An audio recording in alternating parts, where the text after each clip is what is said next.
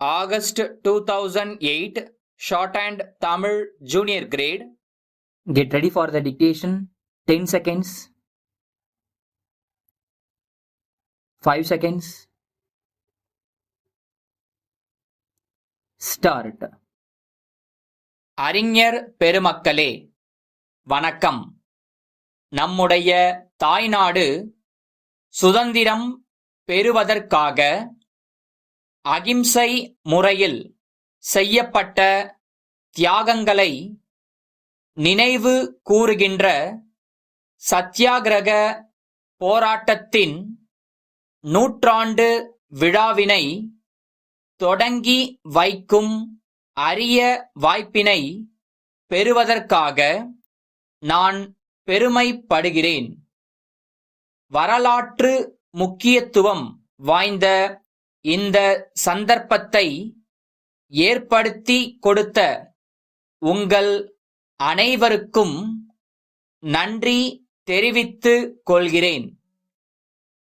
அணு ஆயுதங்களை இன்று உலகின் பல நாடுகள் வைத்துள்ளன. சில நாடுகள் இத்தகைய ஆயுதங்களை தற்காப்புக்காகவும் சில நாடுகள் மற்றவர்களை அச்சுறுத்துவதற்காகவும் தயாரித்துள்ளன. உலகப் போர்களினால் ஏற்பட்ட இன்னல்களை நேரில் பார்த்த போதிலும் அணு ஆயுதங்களை தடை செய்வதில் உலகம் தோற்றுவிட்டது என்றே சொல்லலாம். இப்படிப்பட்ட சூழ்நிலையில் அணு ஆயுதங்களை இந்தியா வைத்திருப்பது காலத்தின் கட்டாயம் என்பதை நாம் அறிவோம்.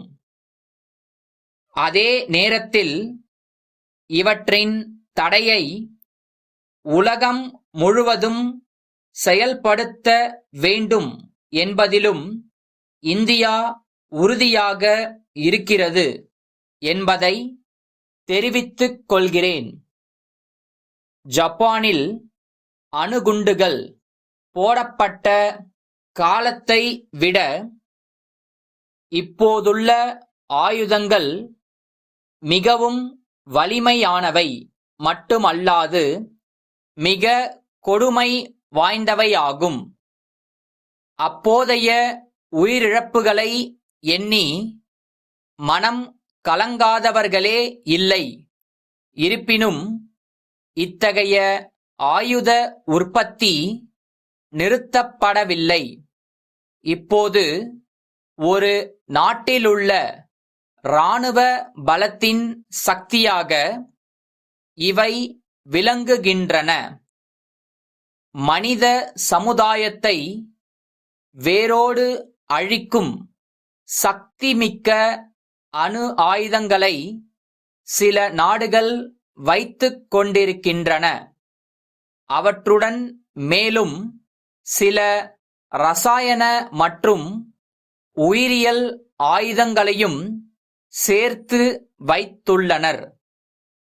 இவற்றை எல்லாம் ஒழிப்பதற்கு சர்வதேச அளவில் ஒருமித்த கருத்தை ஏற்படுத்தி நடவடிக்கை எடுக்க வேண்டுமென்று சுட்டிக்காட்ட விரும்புகிறேன். உயிர்கொல்லி ஆயுதங்கள் எதுவும் இல்லாமல் உலக நாடுகளை எல்லாம் நம் பக்கம் ஈர்த்த உத்தமர் காந்தியடிகளின் அகிம்சை நெறிகள் எவ்வளவு மகத்தானவை என்பதை அன்று சிலர் அறியாவிட்டாலும் இன்று அனைவராலும் போற்றப்படுகின்றன. எத்தகைய எதிர்ப்புகளையும் துயரங்களையும் சந்திக்க நேர்ந்தாலும் கொண்ட கொள்கைகளிலிருந்து சிறிதும் மாறாத அண்ணல் காந்தியடிகளையும் அவருடைய தொண்டர்களையும் எதிர்கால சந்ததியினர் போற்றும் வகையில் இந்த நூற்றாண்டு விழா வெற்றி பெற வேண்டுமென்று வாழ்த்தி விடை பெறுகின்றேன். கோவை குருசாமி சிறு தொழில் மேம்பாட்டு நிறுவனத்தின் மேலாளர், சென்னை வேளாண் தொழிலியல் குழுமத்தின் இயக்குனருக்கு எழுதும் கடிதம். அன்புடையீர், எங்கள் நிறுவனம் சிறு தொழில் முனைவர்களுக்கு வழிகாட்டியாகவும் விவசாயிகளுக்கு பயன்படும் கருவிகளை குறைந்த விலையில் உற்பத்தி செய்யும் அமைப்பாகவும் செயல்பட்டு வருகிறது.